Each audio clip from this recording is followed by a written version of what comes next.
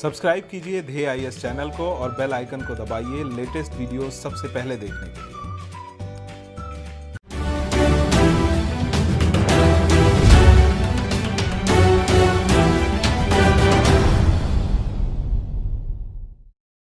नमस्कार, इनफोकस कार्यक्रम में आप सभी का स्वागत है। आज का हमारा विषय है इंसानी दखलंदाजी से समुद्री लू में वृद्धि। चलिए सबसे पहले जान लेते हैं ये विषय सुर्खियों में क्यों है।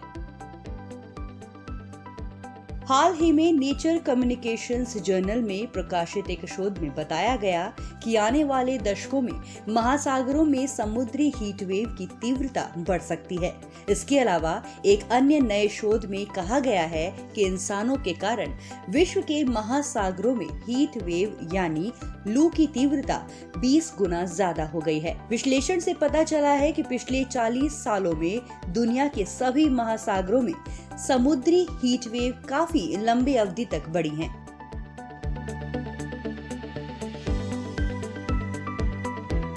क्या होता है समुद्री हीट वेव?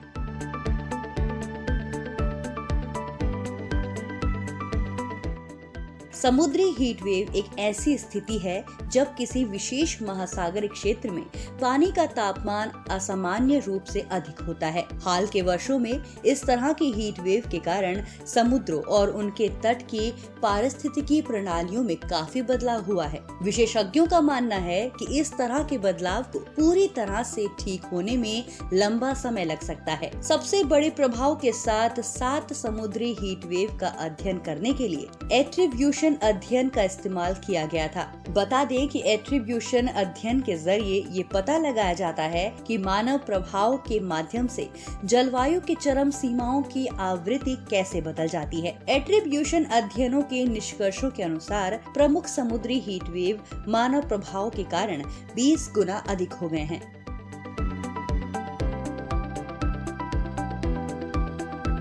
क्या असर होता है समुद्री हीट वेव का?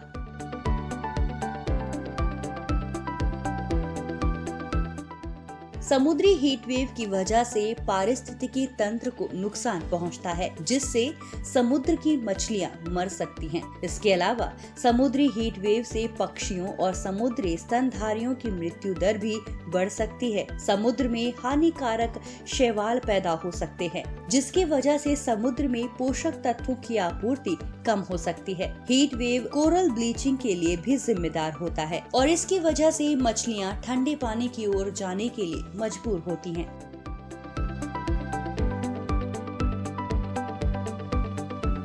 उन्नीस 1980 के बाद से हीट वेव में भारी बढ़ोतरी। शोधकर्ताओं ने अपनी जांच में 1981 से 2017 के बीच समुद्र की सतह के तापमान को जानने के लिए सैटेलाइट मैपिंग तकनीक का इस्तेमाल किया। निष्कर्ष के मुताबिक अध्ययन की अवधि के पहले दशक में 27 प्रमुख हीट वेव हुए, जो औसतन 32 दिन तक चले। इन हीट वेव्स का तापमान दीर्घकालिक औसत तापमान से 4.8 डिग्री सेल्सियस ज्यादा था। हाल के दशकों में विश्लेषण किया जाए तो हीट वेव्स की 172 प्रमुख घटनाएं हुई, जो औसतन 48 दिनों तक चली। इनका तापमान दीर्घकालिक औसत तापमान से 5.5 डिग्री ज्यादा था।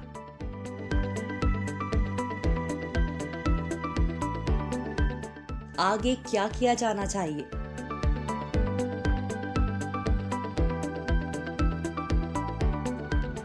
महत्वाकांक्षी जलवायु लक्ष्यों के बिना समुद्री पारिस्थितिकी तंत्र गायब हो सकते हैं। यदि हम ग्लोबल वार्मिंग को 1.5 डिग्री तक सीमित करने में सक्षम हैं, तो हीट वेव हर दशक या शताब्दी में एक बार आएगी। यदि तापमान में 3 डिग्री की वृद्धि होती है, तो दुनिया के महासागरों में हर साल या दशक में एक बार चरम स्थिति होने की आशंका जताई जा सकती है। समुद्री हीट वेव के जोखिम को कम करने के लिए महत्वाकांक्षी जलवायु लक्ष्यों की जरूरत है। इन लक्ष्यों को सिर्फ तय करने से काम नहीं चलने वाला, बल्कि इन पर संपूर्ण वैश्विक समुदाय को जमीनी स्तर पर काम भी करना होगा।